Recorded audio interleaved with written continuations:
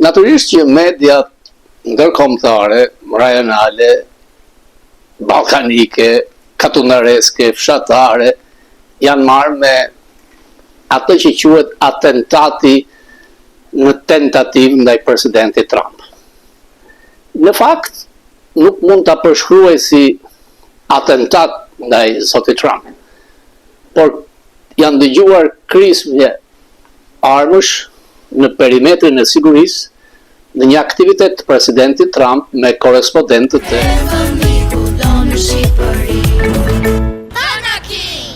Kudo në Shqipëri. White House. Natyrisht që çdo kush beson atë që do të besojë.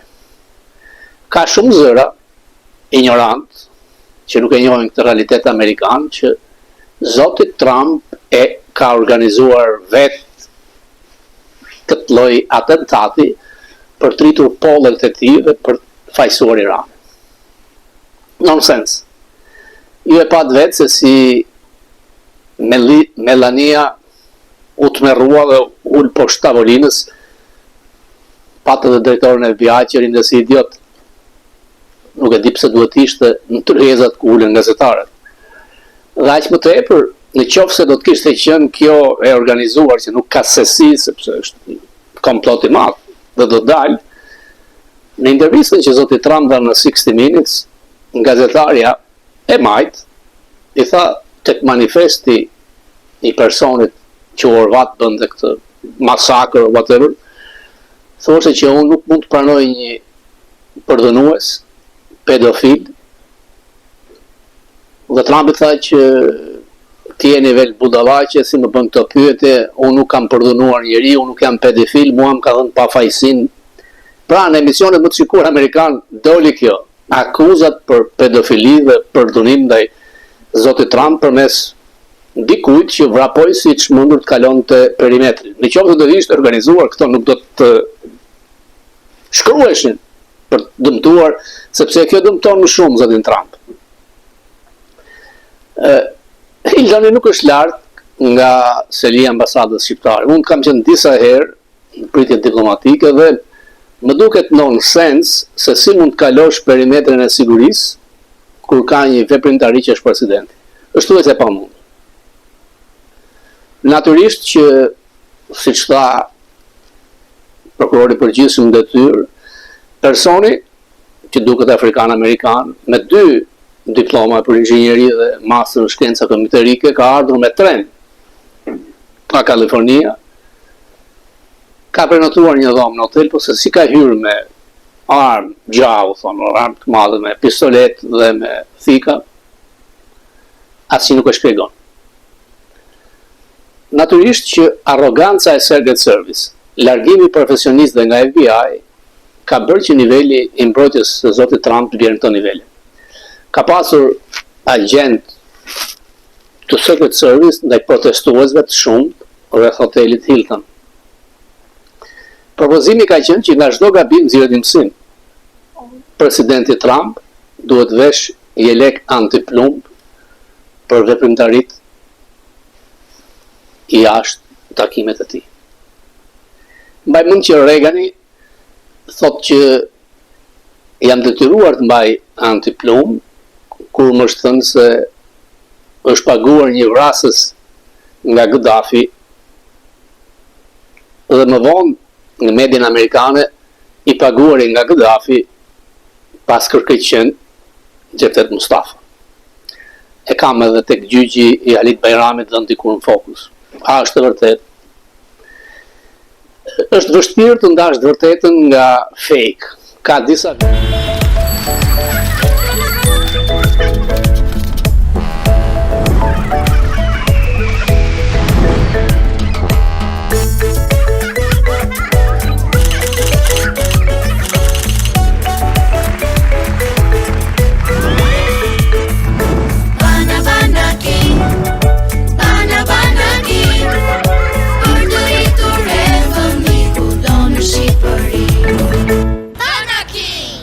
Kudo në Shqipëri. Dhe për kongres në Amerikë bazuar tek bazat raciale, pra të mos grupohen bashkë afrikan-amerikanët për të favorizuar kështu demokratët. Kjo do të bënte që republikanët fitonin 19 karrike në Kongres. A do të funksionojnë që këto zgjedhje apo në zgjedhjet e 2028-s?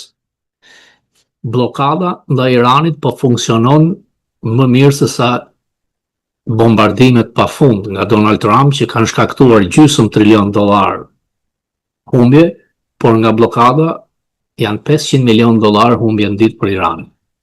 Irani nuk ka rrugë tjetër veç se dorëzohet. Ç'po ndodh në Shqipëri? Janë dy zhgërradhina politike. E Surrelit dhe e Athinës, ambasadorja skandaloze amerikane atje, e njohur si Margarita Girl, që shesin një nga mashtrimet më të mëdha. Nuk ka firmosur globali i Surrelit me Shtetet e Bashkuara të Amerikës. I është dhënë ekskluzivitet një firme private greke, ku seksere është zhgërradhina e Athinës Margarita Girl, kompania greke ka 60% dhe shteti grek 40%, ndaj palloshi Surrelit vajti barkës tek Mitsotakis, dhe Greqia që ka porte pafund dhe dalin det pafund, do ta blej gazin amerikan që do të hyjë nga një port i Vlorës duke shkatëruar famën mjediset. Dhe për 20 vjet, grekët do të kenë ekskluzivitetin, shqiptarët asgjë. Do të paguajnë te kompania greke tarifat e saj. Zhgërradhina e Athinës, Margarita Girl do të blej disa fustane, këtë radhë ishte me Ferexhe, nuk ishte si punëtore seksi herën e parë në takimin me Ramës. SPAK nuk duhet hesht. Por SPAK ka ardhur në Amerikë dhe ka marrë të dhëna shumë të mëdha për llogaritë bankare të 3 lindave. E para me $100 milion në ishujt e parajsave fiskale, por në ishujt e parajsave fiskale është dhe linda tjetër, Balluku, gjithashtu dhe ajo e akshit. Ndërkohë, po dalin haptas gjitha kalesat financiare, ndaj ishte këtu kreu SPAK-ut. Spiropali ndërkohë milionat i ka pastruar në Kanada. Nga pas kanë ata që quhen oligark, por në fakt janë sklever, emrat kanë në bordero, sepse Rama është aksioner i fshet, thuajse të gjitha. Rama ka shpresë njësoj si ajatollahat e Iranit, që administrata e Trumpit është përpara mes mandatit dhe nuk do të pranonte asnjë trysni më tutje, sepse do të pësonte tek votat. Por askush nuk e di se kush drejton Iran. Janë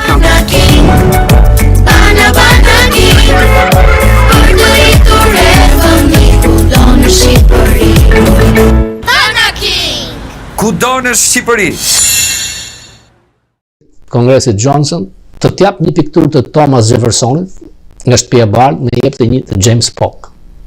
Dhe piktura e tij ka ardhur në zyrën federale. Pra, dhe duke e thënë që do të marrë Grenlandën në një takim kur ngjitur me të është sekretari i NATO-s, është serioz. A ka drejt ka? Sepse Grenlandën Amerika e ka pat bler edhe me transakcione në kohën kur bleu Alaskën. Ishte një gabim, një injorim i Senatit që nuk e ratifikoi. Duhet i mbajmë jashtë kinezët dhe rusët. Grenlanda është më afër Amerikës se sa afër Danimarkës.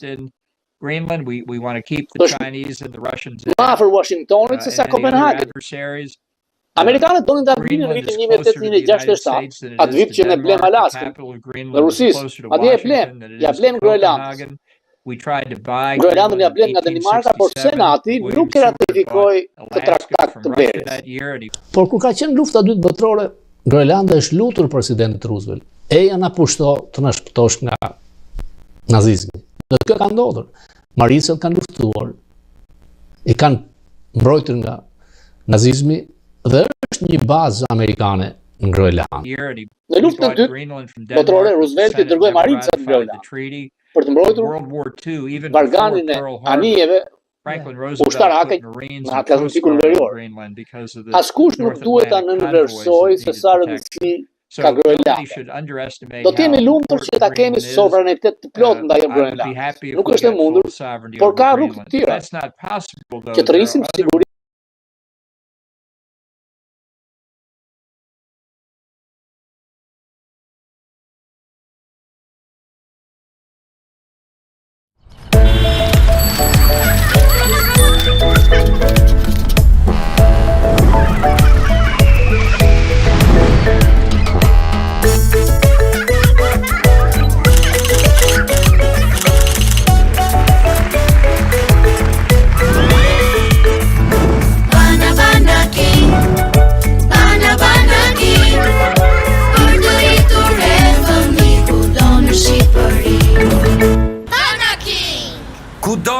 Shqipëri.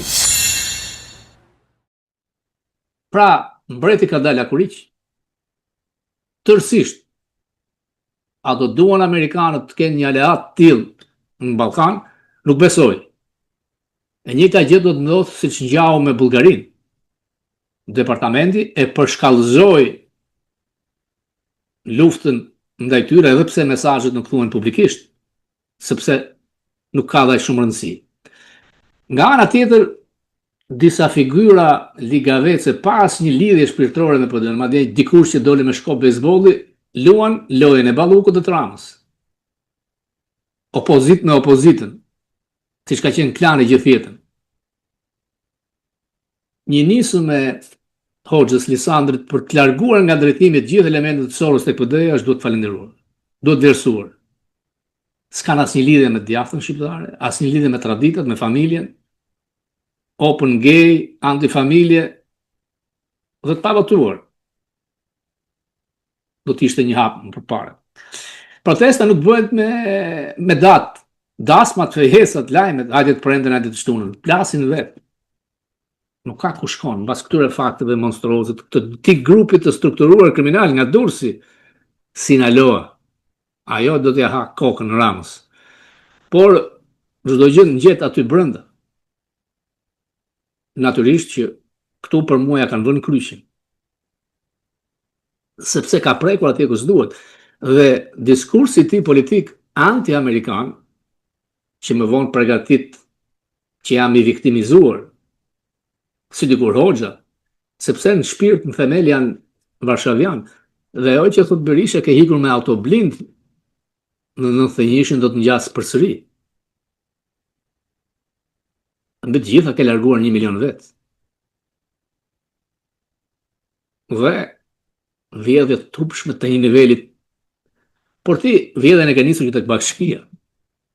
Ti ke hyrë në politik për të vjedhur, për të bërë miliarder, për të shfaqur si figurë e madhe historike.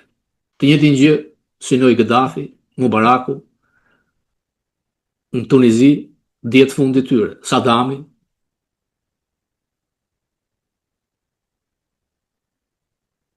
Sa do ta tolerojnë?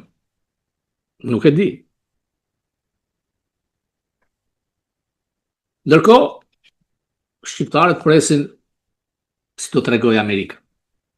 Natyrisht që presidenti Trump mbështet të djathtët, por jo ai personalisht i cili ka probleme shëndetësore, por njerëzit që janë rreth tij dhe 20-25. Shefja e kabinetit i Susan Wiles padashje e nxori mbretin Lakuriq. Bill O'Reilly thotë që s'ka përse kjo zonjë e hekur, shefja e kabinetit, t'japi një intervistë për një revist Vanity Fair ultra e majtë. Autori i shkrimit, Chris Whipple, sapo ka zbuluar detaje, manice do të thoshte Bill O'Reilly nga biseda e tij me Suzy Wiles, shefen e stafit Trump. Ja çfarë thot ai? Wiles i tha që i ka lexuar dokumentet e Epstein dhe pranoi se Trump është në to. Wiles ka thënë se i kërkoi Trump të mos i fal protestuesit e dhunshëm të 6 janarit, ai e injoroi këshillin e saj. Ajo pranoi se Trump po kërkon hakmarrje. Kur të ketë një mundësi, thot ajo, ai do ta bëj.